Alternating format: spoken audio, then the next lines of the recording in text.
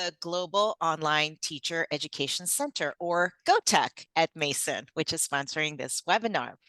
And I work with Jared Bora and Anya Evmanova. They are the GoTech Associate Directors, as well as with our faculty affiliates to further the mission of GoTech, which is to advance research and pedagogy in online teacher education and professional development around the world that is inclusive, accessible, and culturally and linguistically responsive and sustaining.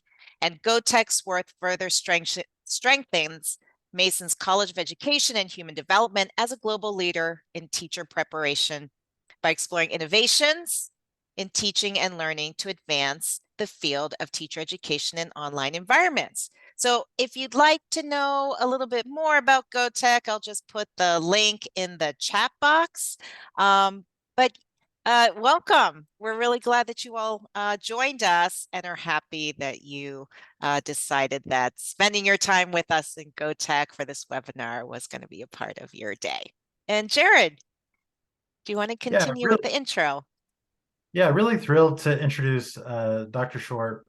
I've known Cecil for quite a while now. We've been on several projects together, including a very large project where we've been editing a book series, and he's always a pleasure to work with. And in one of those meetings in this fall, I brought up that I was doing an article on generative AI. And he said, oh, let me show you a few things. And he kind of made my jaw drop a little bit when he's showing me everything that he was doing. He mentioned that he's kind of the go-to for his college. I'm putting his website. Oops, that was just for the waiting room. Let me do it to everyone in the meeting. I'm putting his website here in the chat as well if you're interested. You can read more about his work there. I went to ChatGPT and I thought, okay, here's his bio. Can ChatGPT do a limerick for Cecil Short? And I had one here, and then right before Cecil said, let's engineer that prompt a little bit more, and said, can you do a limerick in the style of Robert Burns? So I don't have a Scottish accent, but I'll read it.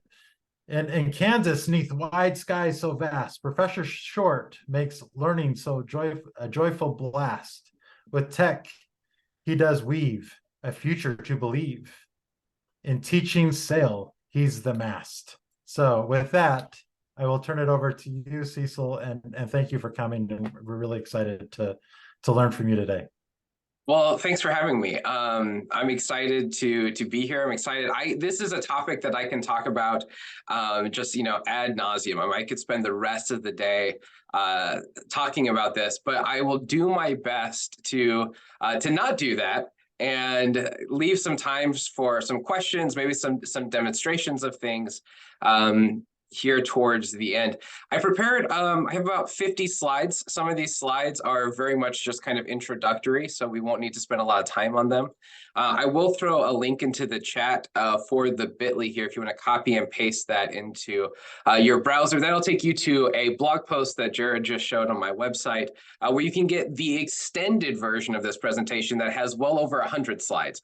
It goes into research directions for AI in education and ethics of AI in education. And those are things we don't really have time for today, but they're still very important. As Jared said, I am Dr. Short. I'm assistant professor and director of secondary education here at Emporia State University in Emporia, Kansas. We have about 4 to 6 inches of snow outside right now, and it is very cold. Emporia State University, important to know if you work in teacher education, we are the home for the National Teachers Hall of Fame. So I am in a location where the best teachers in the country come to my university and get to work with my pre-service teachers. So it's a really cool opportunity.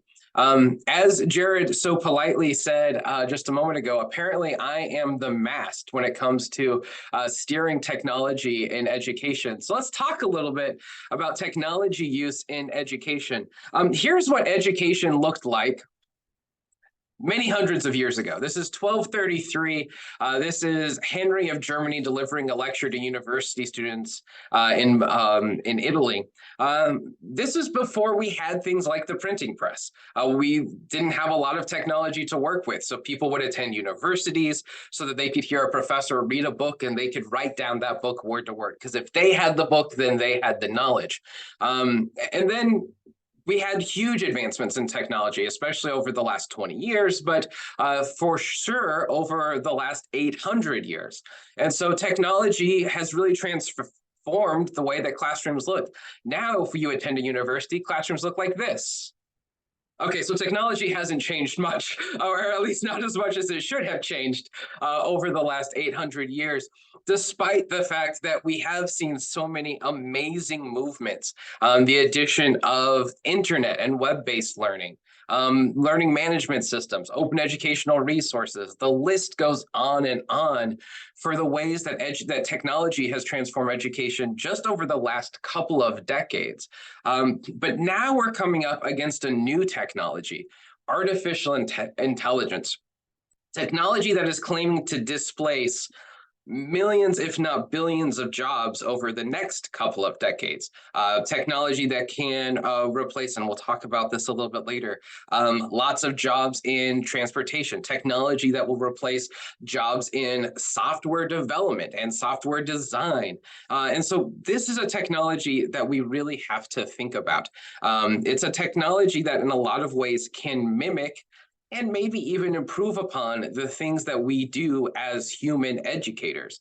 And when I think about that, when I think about this technology and the way that it can replicate human behavior, I think back to a story from 1997. Now, I was not quite a decade old when this story takes place, but I can remember the headlines. I remember my father talking about it a lot.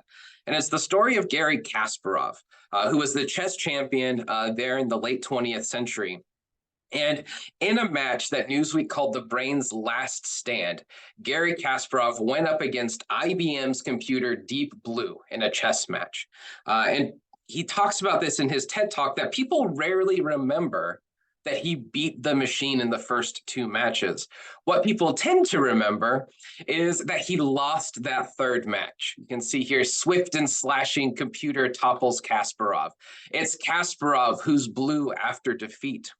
But what Kasparov says about losing to the technology is that even though he was the Mount Everest of chess champions in 1997, and Deep Blue had reached that summit, he should say that it wasn't Deep Blue that did it, but really it's human creators. And he lists them there. Anna Thurman, Campbell, Hohen, Sue. He says, hats off to them. As always, machines' triumph was a human triumph. Something we tend to forget when humans are surpassed by our own creations. And the things that we're going to talk about today, the things that artificial intelligence is capable of doing, really can surpass, in some cases, our own abilities and our own creations. So I want us to remember that even though AI is this thing that we see as essentially non-human, it was still created by humans, even if the humans who create it don't necessarily know how it works all the time. There was a story recently of NASA scientists who created an AI that can test different compounds to see if those compounds are terrestrial or extraterrestrial. And they know it works. They know it provides valid and reliable measurements. They just don't know how it works. So even if the AI works in a way that seems magical and mysterious, we still have to think about this is a human triumph. But what Kasparov says in his TED Talk that I think is so important for us today is what we can do with the technology. You know, he says here, we're going to need new intelligent machines to turn our grandest dreams into reality. And I think we're approaching that now with artificial intelligence. I can remember being an undergrad and being excited about this idea of how cool would it be if I had a virtual teaching assistant in my classroom. The big blockbuster that year was the first movie in the Marvel Cinematic Universe, Iron Man. And to see Tony Stark construct the Iron Man suit using that AI assistant, Jarvis, show me the specs for this. Jarvis, what if we change the colors? And to see AI do all of this, I was like, man, that's the future of learning. That's what education is going to become someday. And now we're very close.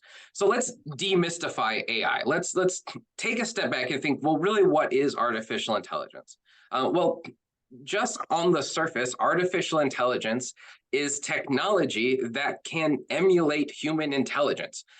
This is technology that can learn, it can reason, it can problem solve, it can interact with humans in the way that we would expect other humans to be capable of.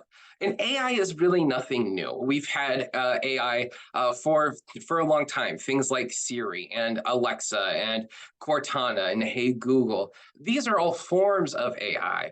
But when we talk about AI today, really what we're talking about is generative AI, a subset of AI that can generate new content, that can create things that didn't previously exist. If you think about those old home assistants like your Siri, your Alexas, your Hey Googles, your Cortanas, they can show you content, they can respond based on algorithms and things that already exist, but they can't generate new content. They can't provide some new picture, image, text for you.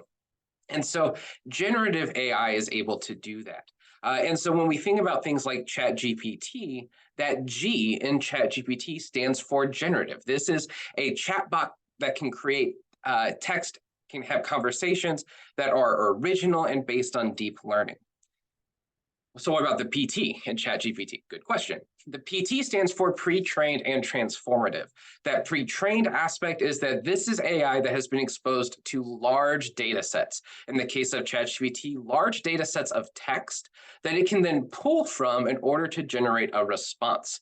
That transformer part, the T in ChatGPT, then is able to take your inputs and use its vast array of data to provide original outputs. And then it can continue to transform its outputs based on further inputs. And so if you looked at Jared's introduction just today, he put in, hey, can you create a limerick out of this bio? And then it had an output. And he was able to tweak that by using different inputs and transform that output in different ways with that final iteration of, yeah, can you do this in the style of Robert Burns? And so this is how we're seeing, ChatGPT and chatbots based on ChatGPT to be able to be generative based on large data sets and then transform their generations with additional inputs. So what are the characteristics of AI? Well, they can learn, they can reason, they can problem solve, and they can interact with humans. And so these are the four things that we really think about when we think about AI. And we've seen lots of non-education examples show up in the news and in products over the last, 5 to 10 years. Self-driving cars are based on AI, right? Like they can learn the rules of the road. They can apply those to different situations to know how to navigate safely. They can solve problems if a road is closed or a route is blocked or there's an accident, and they can interact with the people or the scenarios that are around them. And so we have seen AI continue to develop. But what we want to talk about today then is, well, what does that AI look like in education? And there's 3 different forms of AI that I think we're going to start to see a lot of in education. And the first one is machine learning. This is when we can use algorithms to analyze data and make predictions very quickly. This is really the basis for a new field called learning engineering. They claim to be new. The debate is still out on that. But with learning engineering, they're saying, hey, if we have these large data sets, we can essentially do the same thing to learning that we do to e-commerce, where we take people's browsing history and the products they look at and where they stop scrolling on social media, and then use that to determine the ads we show them. What if we do that for learning and we take these large data sets and we're then able to direct student learning based on what they get wrong, what they get right, how much time they spend in the learning, and we triangulate all of this learner data based on these large data sets to really foster personalized learning. So machine learning is something that has already existed in some places. It's how your Duolingo app decides what words you need to review. It's how learning management systems or educational software determines how students need to go back and study before they retake a quiz. The second form of AI that we're going to see a lot of use in education are NLPs, or natural language processing models. These are machines that understand and generate human language. And not just human language, but just language. And I'll talk a little bit more about what that difference might be in just a second. But these are things like your chatbots, your ChatGPT. And then computer vision. Computer vision is the ability for machines to see and interpret visual data. And this is very different from the way that machines have interpreted visual data before. So let's talk about machine learning just a little bit. Machine learning is that subset of AI that can make predictions. We're going to start to see these used more and more in learning management systems and learning applications. We're going to see them create adaptive learning in things like Khan Academy, or in Canvas or your own learning management system. You might see a machine learning AI that is able to tell students what to review, or if students seem to scroll too quickly through a page that they're supposed to read, it might stop them and actually quiz them on whether or not they actually read that content. You can say, hey, I see that you scrolled really quickly here. Do you want to review to make sure you know this? And so this machine learning can take this data and really predict learning outcomes based on what students are doing. Other ways that we see machine learning is with plagiarism checkers. This is a machine learning that we've been using for several years. When the internet became widespread, the big question was, well, how are we going to know if students' work is really their own? And so we came up with plagiarism checkers. Right now, there are plagiarism checkers that claim to be able to identify AI-generated content, but they're really inaccurate. Sometimes they'll get it right just as frequently as they get it wrong. And so we haven't yet come up with a solution for that. And my guess is going to be that we may not, that just AI-generated content is going to advance so rapidly, we won't be able to tell the difference between AI-generated content and human-generated content. There will be some red flags that we can look for.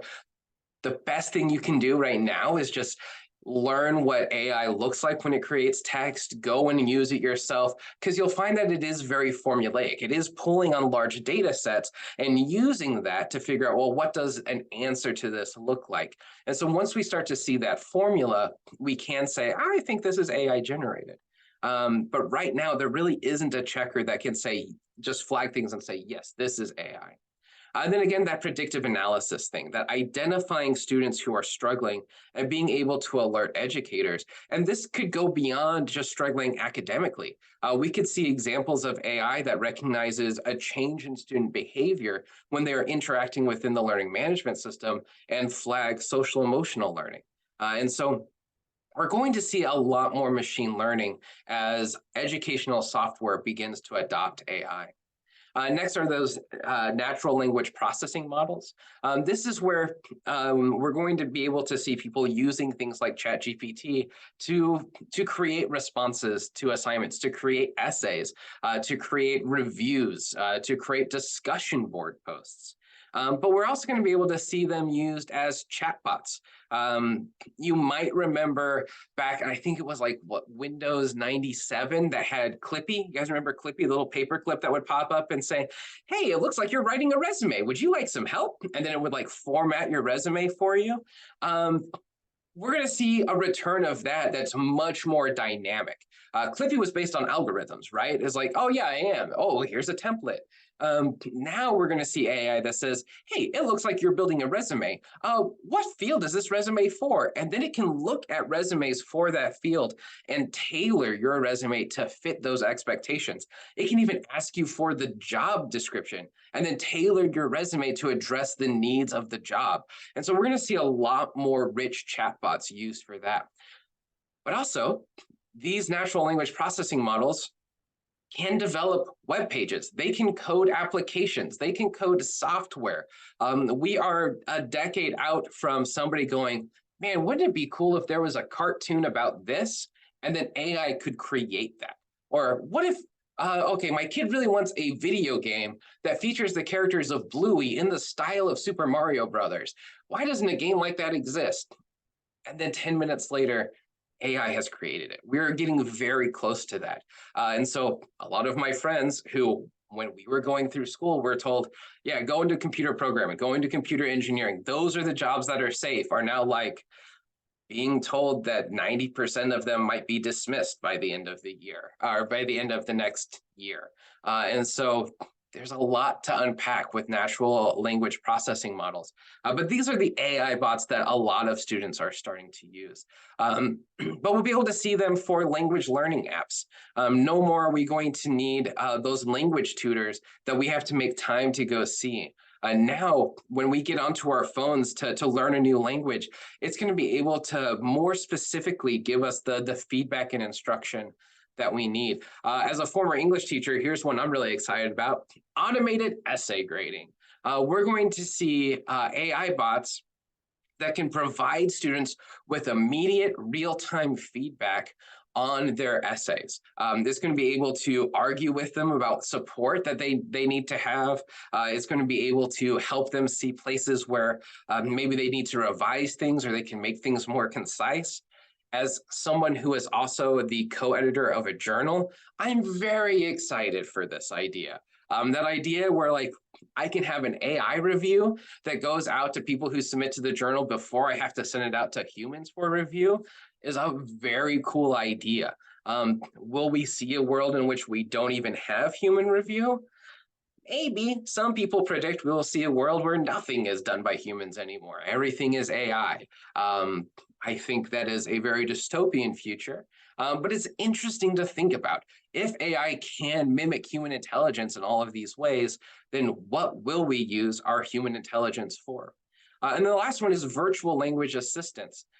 Be able to get real-time translations from people who speak another language, or being able to speak into an app and have it tell us what we need to work on with our pronunciations. And so really being able to take learning of language to that next step. There are lots of natural language processing models out there. ChatGPT, of course, is probably the biggest one. And then based on that framework, you have, Bing has its own chatbot. Students really like to use the Snapchat chatbot. I heard one of my students claim that it's their best friend, and that brought up all sorts of ethical concerns for me. Google Bard is a really good one. So if ChatGPT is overloaded, I usually just flip over to Google Bard. But image and video generators are also NLP models. They understand the language and then can generate image and video based on that language. And there's more and more of these that are popping up every day. When I had that conversation with Jared about a month ago on AI, it was like, listen, the hard thing right now about AI is anything that you try to publish that's going to be a theoretical framework for AI is going to be outdated by the time it gets published, because AI is just moving so rapidly. And then the last form of AI, computer vision. This was something that was new to ChatGPT just a few months ago in September.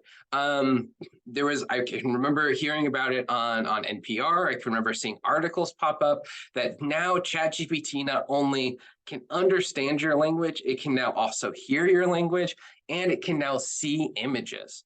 And this was crazy, because if it can listen and it can see, then it's like already cornered like 40% of our human senses. There's only 3 senses left. If it can learn to taste, smell, and feel, we could be in a world of hurt here. And then there's that NASA AI that can essentially taste, because it can take compounds and figure out if they're terrestrial or not.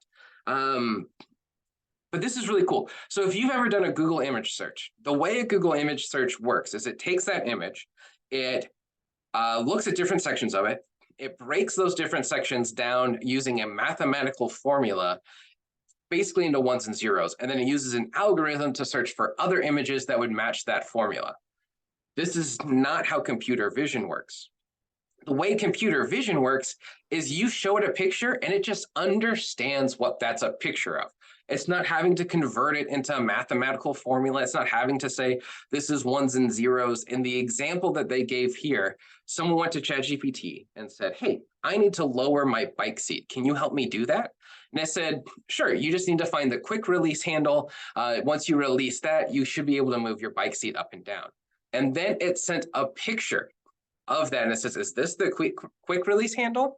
And ChatGPT was able to say, oh, it looks like you don't have a quick release handle. What you will actually need is an Allen wrench. Can you show me a picture of your toolbox so I can find that Allen wrench for you? And then they sent a picture of their toolbox, and it could either say, oh yeah, your Allen wrench is located here, or it could say, it looks like you don't have the right Allen wrench. Would you like me to show you where you can go to buy one in town? And so this is ChatGPT, just ChatGPT, being able to have these conversations. I mean, these are human interactions, right? And so how could we see computer vision in education? It's going to be able to scan, interpret, and provide feedback on handwritten assignments. I saw one of my colleagues the other day leave her classroom with a stack of about 40 blue books, those bound pieces of notebook paper used for testing. I was like, oh man, I haven't seen those in years. I was like, what are you doing? She's like, well, thanks to AI, I can't have my students take tests outside of class anymore. So I have to have them handwrite their essays. And so now she has this whole stack of handwritten essays. And she's like, I don't know how I'm going to read all of these. I was like, well, you could just take pictures and send them to ChatGPT and get feedback that way. And she's like, oh my gosh, that's genius. I hadn't thought about that. But ChatGPT is going to be able to even help provide grading for things that are handwritten, things that are done on worksheets. In contents like science, math, engineering, computer vision can look at and read data. I'll give you an example. I had a student who's an honors student, was contracting, which means they can turn any of our courses into honors courses. And so they decided to turn my classroom management course into an honors classroom management course. And one of the things that they wanted to do was create this handout for what should teachers know about working with students who are neurodiverse? And so I took this image, this PDF image, this JPEG image, put it into ChatGPT and said, hey, can you provide some feedback for my student on this handout about neurodivergence? And this is what it came up with. I used Bing for this. You can see there, image is clear and concise. It effectively communicates the importance of understanding neurodiversity. The use of simple and visually appealing graphics makes the information easy to digest for educators. And then I added, despite the fact that there is so much information and the graphic is very text heavy, this was just one paragraph. It went on for several more paragraphs, providing feedback only based on me asking for feedback for this image. I then went and tailored that quite a bit. But we're going to see more and more of this kind of use of AI in education that students can use, that teachers can use, that instructors, researchers, coaches can use to help. So let's talk a little bit about the use and practice of AI in education. There are some benefits. We can improve student engagement because we're going to have personalized content that's personalized in real time to address real student needs as soon as they come up. We can make learning more accessible. We're going to have AI that is able to provide, say, translations for students who don't speak English. We will have AI that can immediately translate your email into a parent's spoken language, primary language, and vice versa. So you'd never know through written communication that you are communicating with them in a different language because the AI will just handle that. We'll have AI that can, I recently spoke about AI at a seminar on literacy. And AI can be really great for students who struggle with reading. I had a student who said, sometimes the chapters that we read in your classes are just too long. I can't stay engaged that long. And so I have to read a couple of pages and then go and do something. And then I have to come back. And sometimes I don't always make it back. And I said, oh, that's no problem. Let me show you something that you can do that's really cool. And so I took that week's reading and I plugged it into ChatGPT and I said, hey, can you summarize this down to just 10 bullet points? And then I showed that to the student. I was like, do you think you can read these 10 bullet points? And they're like, yeah, that's no problem. I was like, great, read the 10 bullet points and then take those and go back to the text and see if you can find the support for them and use this to help guide your reading. And so there was on the spot guided reading for the student who needed it. That is insane. We wouldn't be able to do that for all 30 of our learners normally, but now we can. We were even able to take that and then visualize it, put it into a slide format, and I will show you what that looks like here in a little bit. It can improve the efficiency for teachers. all the time with my students, I talk to them about the importance of blended learning. Like, hey, there's a lot of things that you can do in person, and that is great. But there's also a lot of things that we do in person that are kind of not a good use of our time. I had a student that I was working with last year. She came to meet with me and she's like, Dr. Short, I just taught one of my lessons today and it was exhausting. I was like, oh, what went on with it? She's like, well, it was this lesson to middle schoolers about kinetic and potential energy. And I had to explain the difference like 25 times to them. Like I showed them, I demonstrated it, and then when we got to the assignment, they were still unclear. And I said, can I ask you to do something tonight that will make your life easier? She's like, I will, yeah, whatever it is, I'm willing to try. Tonight when you go home, take that same explanation and just record it. And then tomorrow, do the demonstration and then give them a link to the recording. So if they have that question, the digital you can take some of the burden off of the physical you, so the physical you can get to higher order questions, can get to deeper questions. She's like, oh, I'll try that. And she loved it. She said, oh my gosh, I will never do this again. From now on, anything that I have to explain that is foundational knowledge gets a recording.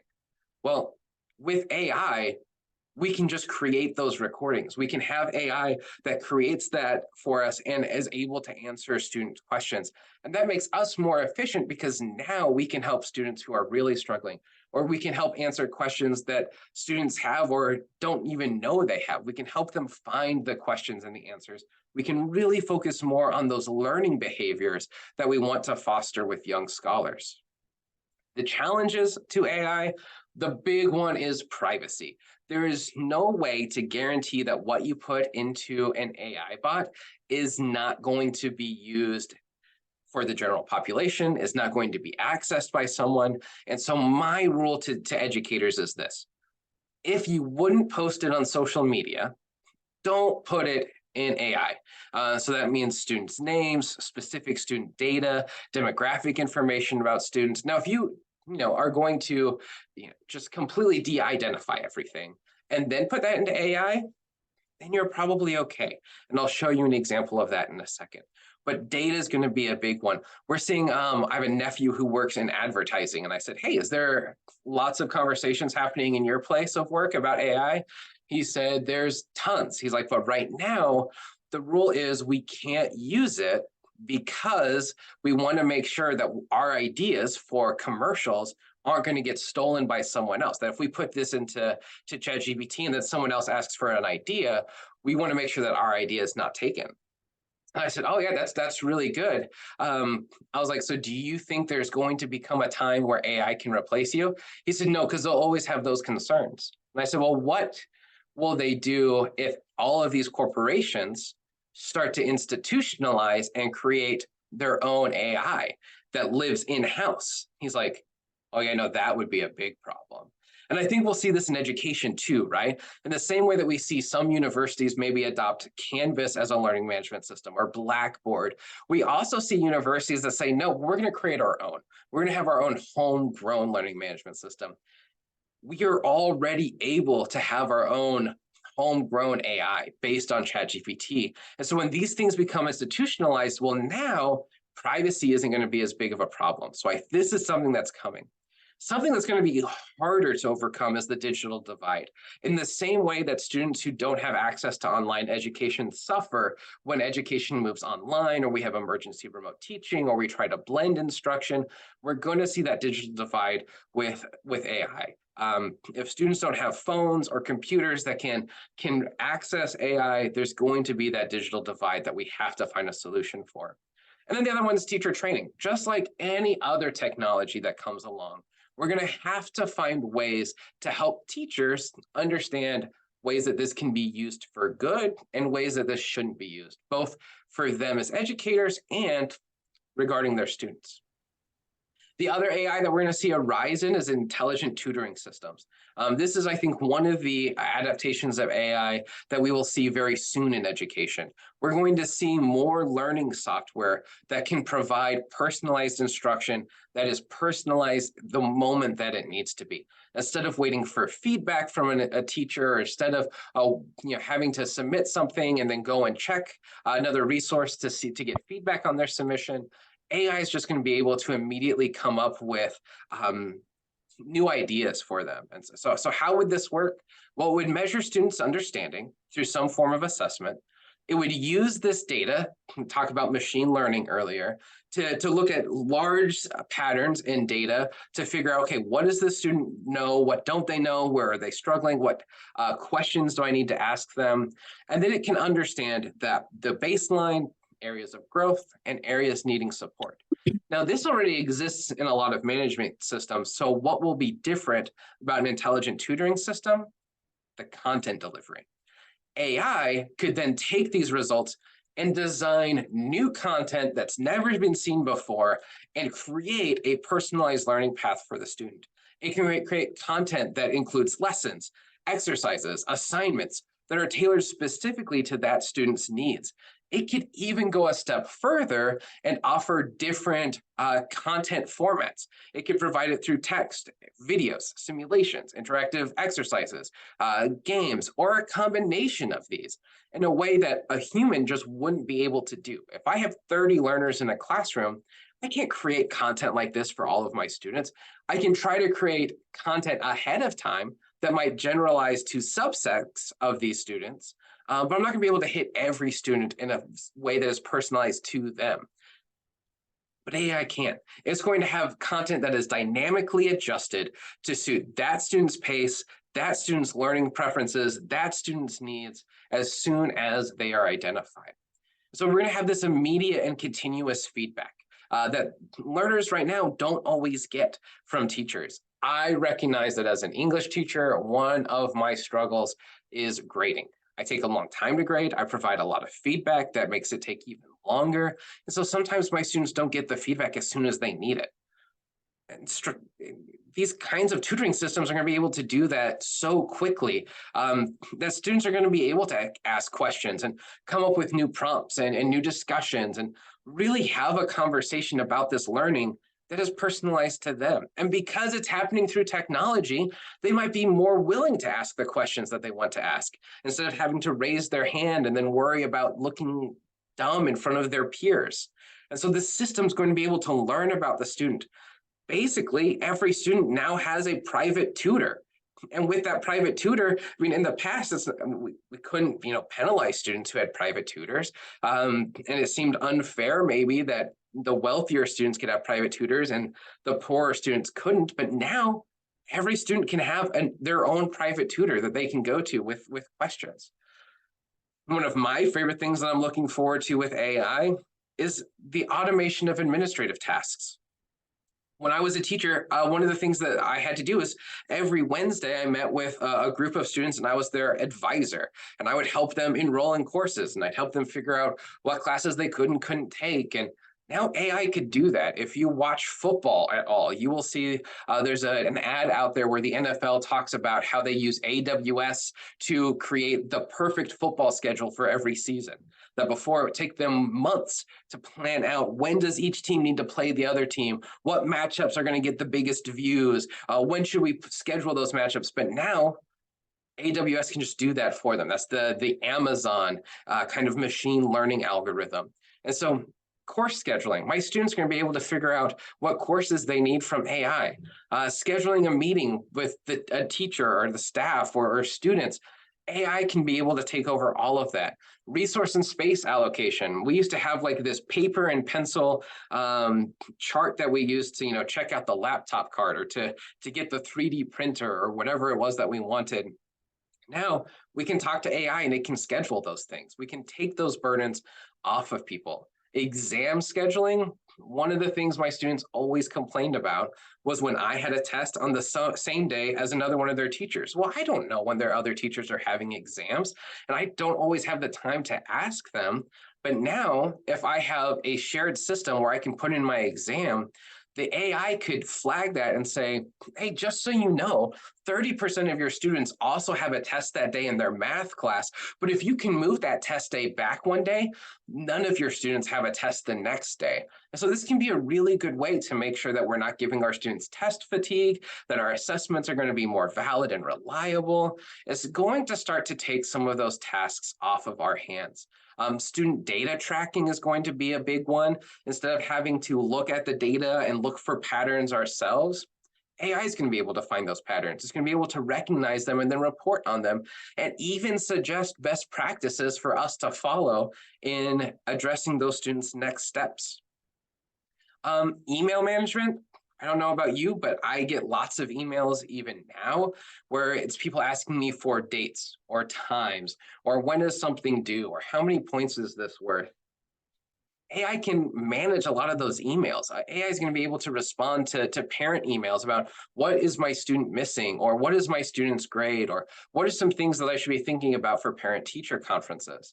Notifications, language translation, I mentioned that earlier, speech recognition, automated surveys and feedback for data. There's AI tools out there that can create a survey for you. And so now just at the end of class, you can come up with a survey and have students fill it out, whether it's about the learning that day or the content of the class, or whether or not they're meeting their personalized learning goals. We're going to be able to automate a lot of administrative tasks. And then lesson planning. I think this is one that a lot of people are starting to use AI for. We're going to see AI based in AI enhanced curriculum and design. AI can do a really good job of aligning curriculum to learning objectives, whether they are state learning objectives or their individual course objectives. I recently had to undertake a project for the state of Kansas where we're focusing on the State Department of Education has a huge focus right now on the science of reading. And so I had to go through all of the syllabi for my language arts majors and see, are they taking courses that meet the science of reading standards? That would take hours for me as the director of secondary education. But with AI, I could just copy and paste syllabi into ChatGPT and say, hey, where do you see topics in here related to the science of reading? And if it didn't find any, then I could send it back to the instructor and say, hey, we need to do more with the science of reading here. And if it did find some, and say, hey, these seem to be related to the science of reading, can we make that connection more concrete so that when we report to the state, they can see that? And so that's something that really helped me, where I was able to use it for curriculum. I've had students create entire units for weeks, for months, based on content generated by AI. It creates lesson plans, it can create assignments, it'll give you activities for ideas for activities, and then even create those activities. So it might say, oh, have your students do a skit where they act out different forms of onomatopoeia. And then I can say, oh, I love that idea. That's a really cool idea. Could you write an example skit for me? And then it can write that example skit. I teach a behavior management class or a classroom management course where ideally I could test students' classroom management by having them go into a classroom and then watching them manage that classroom. But we don't have enough K-12 teachers willing to just let students do that.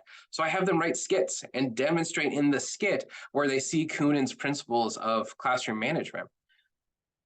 And every semester I get students to say, I'm a PE teacher. I don't know how to write a skit. I was like, well, let's look at what ChatGPT can do. And so we would actually have it write the skit for us and put in those principles. And then we could look and evaluate whether or not it did a good job. Is this a good example of with itness? Maybe they could be better if they added these details. And so now it becomes a learning tool for us to be able to essentially evaluate another assignment before they start on their own assignment. And then even tell them, like, if you want, you can use ChatGPT to help you with this.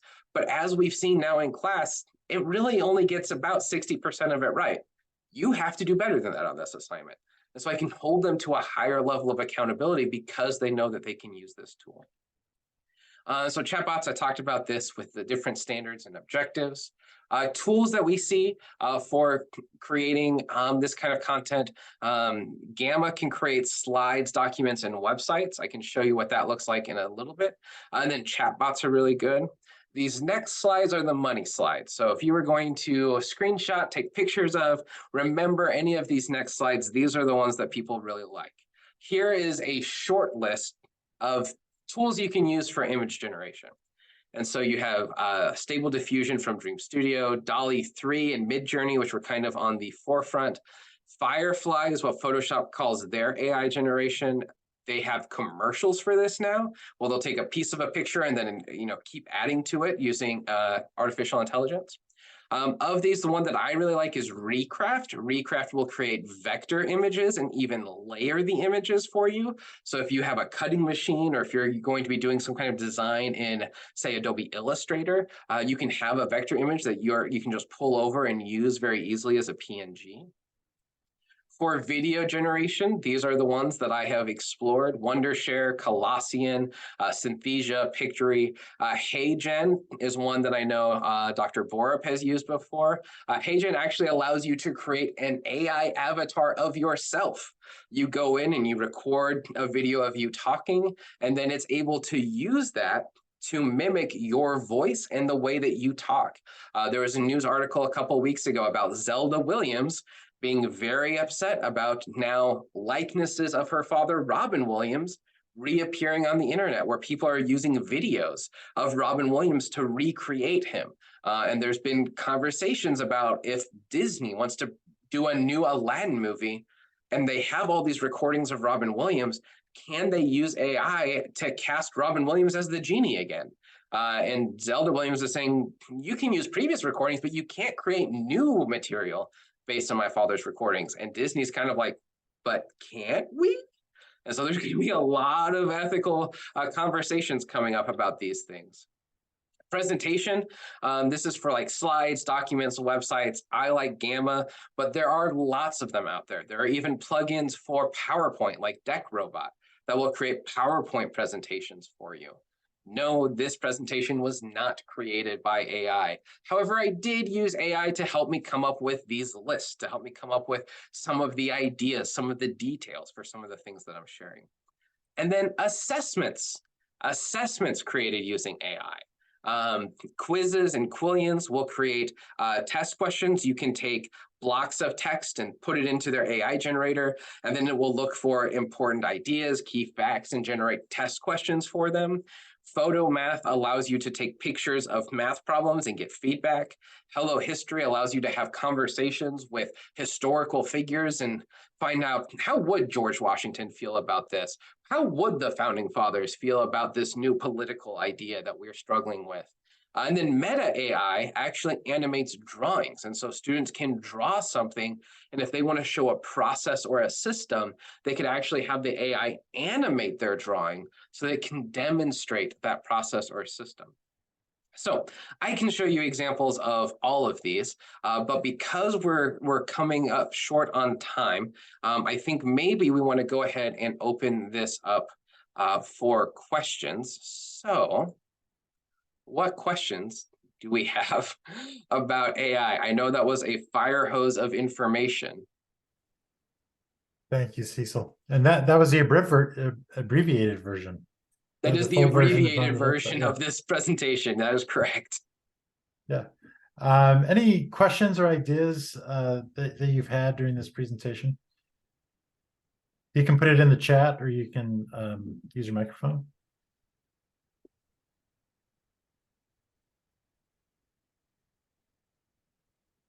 Will you please share your thoughts on the various ethical issues facing this tech in teaching and learning settings? I love a private tutor, but I'm also concerned if the tutor's feedback or examples reinforce stereotypes found within the data upon which it was trained. Yes, if you look at the full presentation, I do have several slides about the ethical considerations. And one of those is related to bias. AI is not without its bias, though it may still be less biased than humans. Some of the research that I'm seeing around AI right now is trying to identify that bias. Specifically, there are some scholars out of Arizona State and New Mexico State University who are doing some research looking at, if I ask ChatGPT for feedback and I say it's for a white student as opposed to a Black student, does it give me different feedback? And what they're finding so far is along racial lines, there doesn't seem to be a lot of bias.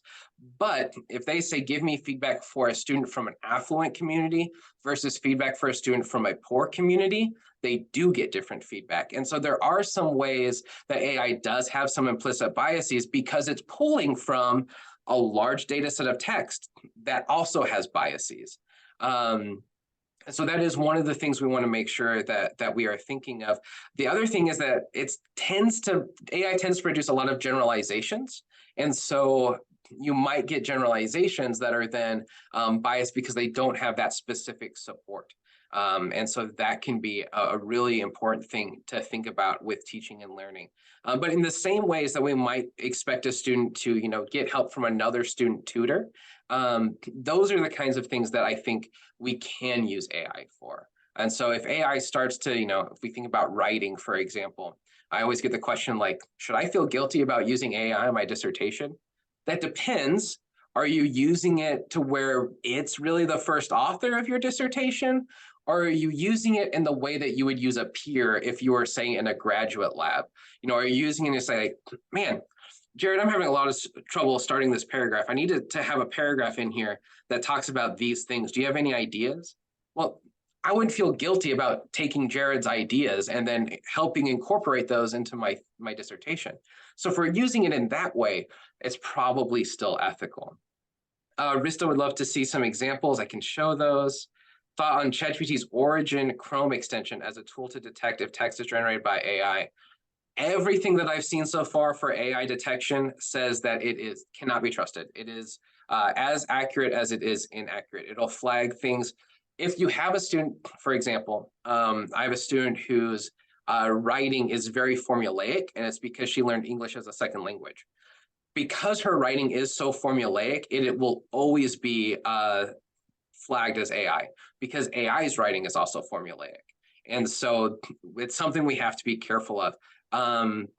Also, though, you can create strong enough prompts to break the formula that AI uses. If I have AI produce an essay for me, say a paragraph talking about personalized learning in science, and then it writes it, and I say, okay, now rewrite that as if you were a student who was studying to become a teacher. I can give it enough pieces of the formula to where it will break away from that formula, and then it becomes much harder to flag. There are companies right now that are paying six-figure salaries for prompt engineers, people who just engineer prompts to feed into AI. And it's because you can get out of that kind of AI detection. What are some good existing AI-based tools for English language learners teaching and learning? Your chatbots are really good. Your just natural language processing models, so things like Bard, the Bing chatbot, ChatGPT. I was doing a presentation for Beijing Normal University a few weeks ago, where I said, hey, actually, let me translate this for you real fast. And I was able to use ChatGPT to create an instant translation of text because they were quotes. And so me trying to explain the quotes that I was seeing from teachers was not going to be as good as having that translation. But I could also, I'm learning Scottish Gaelic. I could go to something like ChatGPT and ask it to have a conversation with me in the language that I'm learning. And so now I can, it understands those languages. I don't know how many languages it knows, but for the main ones that we probably learned, I would explore those. Even with ChatGPT 4, there's the photography feature where you could take a photo of a text and ask it to translate it as well. So there's a lot with learners of English for sure. You haven't mentioned GPTs, generative pre-trained models. Yes, so those have tons of capabilities for teaching and learning. Let me share my screen and I can show some quick examples of ways that I have been able to use ChatGPT in the past. So this is a reflection assignment. I'm asking it, you're providing undergraduate students. Notice I'm going to build a lot of context here. I also always start with please. So when AI takes over, they will treat me kindly. Please provide students with one paragraph of feedback, and I give it the following guidelines. They're undergraduate students. The learning is part of a college level teacher preparation course. Students are on pace to become middle or high school teachers. Write the feedback as if you are a professor of secondary education. Additionally, the student's reflection should address, here are the questions I ask students to answer. The feedback should contain a response to their answers. If they address the ideas, please commend them. If they do not, provide some further reflection questions. Here's the reflection. Copy and paste that in. And then here's ChatGPT. Now, one of the things that I love about this is generally if my students do well on an assignment, they get very little feedback from me. because they did well, right? That should be good feedback. You did everything that I expected. But this will allow me to actually show them, this is what you did well. And so now I can read through this, copy and paste this over as their feedback, and use this as a starting point for, okay, is there anything else that I want to tell them? Now, I've had colleagues say, like, that seems like the easy way out. Well, in some ways, maybe, but in other ways, I'm almost doing double work because I'm reading their assignment, I'm then reading the feedback from ChatGPT, and I'm trying to decide, is there anything they missed? My experience with feedback through ChatGPT is that it tends to be much more positive in focusing on what students do well, not so much on what students can do to improve. But I always love the way it ends here. Overall, your reflection is well considered, and your plans for applying the strategy in your future classroom show a commitment to both academic growth and the development of positive affective characteristics in your students. Affective assessment was the topic of the reflection. Keep exploring and refining your ideas as you move forward in your teacher preparation journey. How great is that? Here's feedback that says, here's what you're doing well, and here's what you should continue doing. And so it becomes very growth-oriented, even when they do everything right.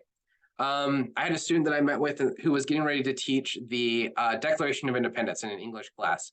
She said, students just don't like the language. I said, oh, great, we can overcome that. Have students, have ChatGPT write a letter to a junior high English teacher about how the class is so boring that they're going to study what they want on their own and have it stylized in the style of the Declaration of Independence. In the pursuit of academic enlightenment, we, the students of your esteemed English class, have found it necessary to articulate the grievances and justifications that impel us to embark upon a course of self-guided literary exploration. I said, have them read this and then go back to the Declaration of Independence and tell you what it's about.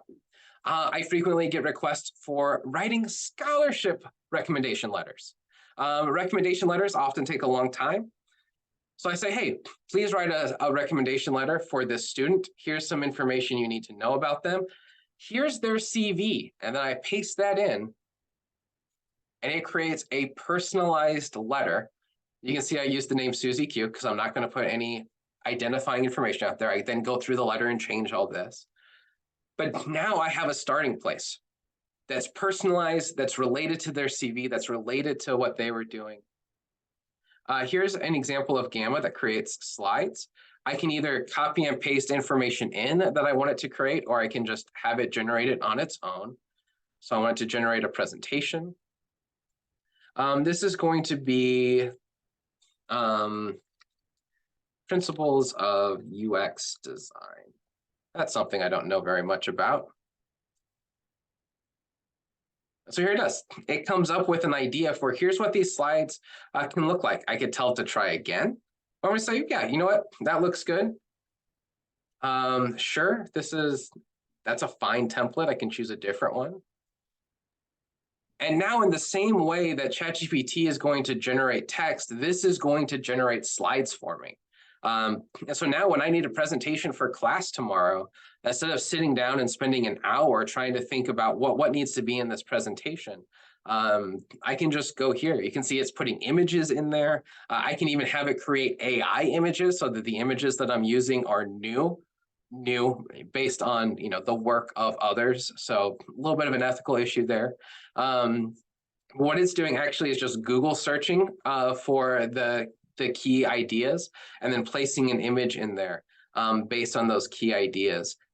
If there's anything it says that I don't like, so logical information hierarchy, yeah, this is okay, but let's revise that. I want it to be more engaging.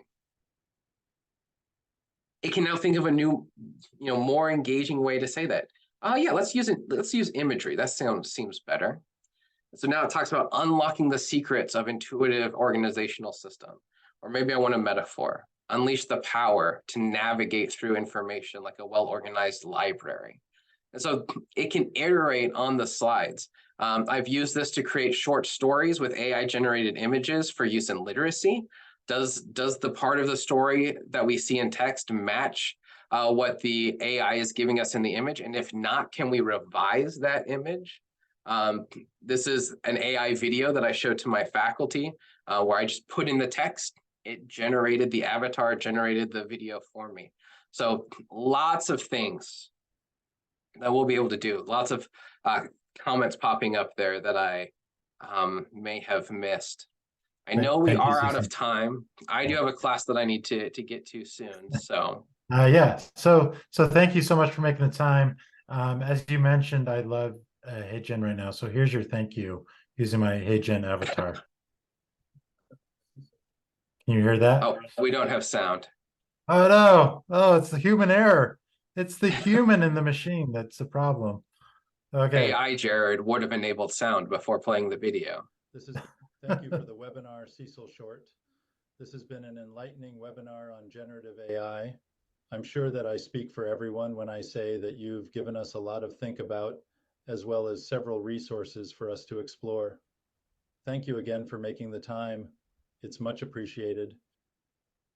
Thank you. Well, thank you, Jared, Jaired for that. If you have any questions, feel free to reach out to me. This has been you can find me really easily at cecilrshort.com, and my Gmail is just cecil.r.short@gmail. Yeah. So thank you all so much. Great Thank presentation. you so much.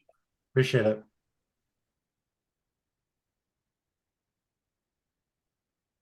And we will be putting this on our GoTech website, the recording here, and so we'll be sending that out to everyone who RSVP. Thanks so much for everything.